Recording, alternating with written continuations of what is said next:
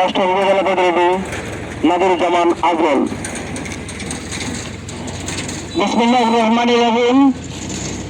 উপস্থিত অষ্টগ্রামের সকল ইলেকট্রনিক্স এবং প্রিন্ট মিডিয়া সাংবাদিক সহকর্মী ভাইয়েরা, উপস্থিত সুশীল সমাজ এবং স্থানীয়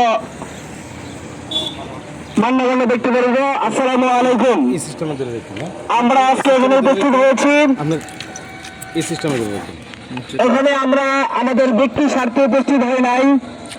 আজকে আমরা এখানে উপস্থিত হয়েছি আমাদের সাংবাদিক সমাজের প্রতি যে তীব্র হামলা হয়েছে সেই হামলার প্রতিবাদ জানানোর জন্য।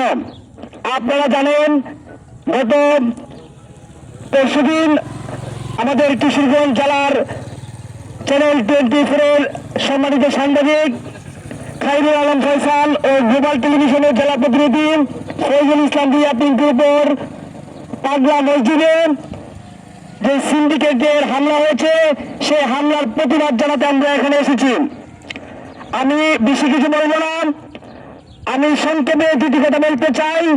সেটি হচ্ছে, আমরা অষ্টগ্রাম উপজেলা সাংবাদিক সমাজ একত্রিত হয়ে আজকে জোর দাবি জানাতে চাই, প্রশাসনকে আমরা আলটিমেটাম দিতে চাই যে আগামী 24 ঘন্টার ভিতরে